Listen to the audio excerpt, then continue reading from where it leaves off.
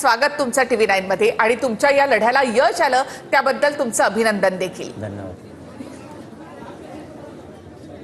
जरांगे पाटील, पहिला तुम्हाला प्रश्न आहे की आज म्हणजे तुम्ही अंतरवाली सराटीपासून हे आंदोलन सुरू केलं, मुंबईपर्यंत आणलात आणि मुंबईमध्ये तुम्हाला जो हैदराबाद गॅझेटचा GR हवा होता तो सरकारनं अखेर काढून दिला। तुमची पहिली प्रतिक्रिया काय? आज काय वाटतं तुम्हाला?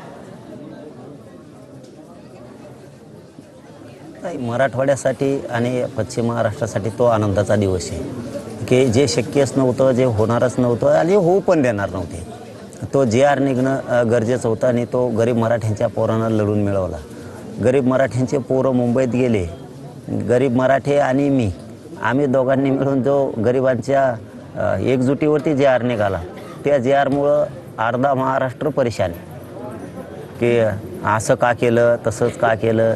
काही आमचे पण येतं, काही ते पण गरीब मराठी कोण बोलायचं तर मराठ्यांच्या विरोधात बोलतात। परंतु अंतरवलीत आज दिवाळी आहे, कारण इतके खुश गाव झालं आणि या गावाचे इतके आभार मानतो मी की रक्त सांडूनसुद्धा ह्या गावच्या लोक, या गावच्या मावल्या ह्या ताकदीनं उभा राहिले की समाजाला न्याय मिळावा म्हणून।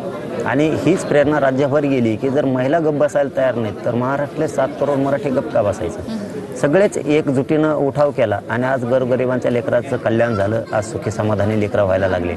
मराठवाडा त्या GRमुळं 100% सगळ्याचे सगळा आरक्षणात जाणार आहे, कारण ज्याच्या हैदराबाद गॅझेटियरमध्ये जे आमच्या मराठ्यांच्या नोंदी आहेत त्या नोंदीच्या आधारावर ज्याची कुणबी नोंद नाही आहे त्यांना सगळ्यांना आता प्रमाणपत्र दिले जाणार आहेत। आणि आमचं सरकारला म्हणणं आहे की मुक्तीसंग्राम दिनी 17 सप्टेंबरला त्याच्या आत ही प्रोसिजर सुरू करा। किमान मराठवाड्यातल्या प्रत्येक तालुक्यात किमान हैदराबाद गॅझेटच्या नोंदीच्या आधारे, नोंदी निघाल्या त्याच्या आधारे नाही, हैदराबाद गॅझेटमधल्या नोंदीच्या आधारे मराठ्यांची नोंद नसलेल्या मराठ्यांना प्रमाणपत्र द्यायचं तर सुरुवात करा। चांगलं वेळ आली, चांगली संधी आली मुख्यमंत्र्यांसुद्धा त्यांच्या हातानं एखादं प्रमाणपत्र द्यायची वेळ 17 सप्टेंबरला आहे आणि त्यांनी ते काम सुरू करावं असं आम्ही त्यांना आव्हान केलेलं आहे। आणि मला तरी वाटतं आता एकदा फडणवीस साहेबांनी रक्त सांडलंय आमच्या मायमावल्यांचं, पुन्हा या समाजाचा ते आता अपमान करतील असं आम्हाला वाटत नाही। तसं जर झालं तर महाराष्ट्रात नेता फिरणं मुश्किल होईल। जरांगे पाटील, त्यामध्ये GR मध्ये काही त्रुटी होत्या साधारणतः अशा, तर त्या काही दूर करण्यात आलेल्या आहेत सरकारकडनं?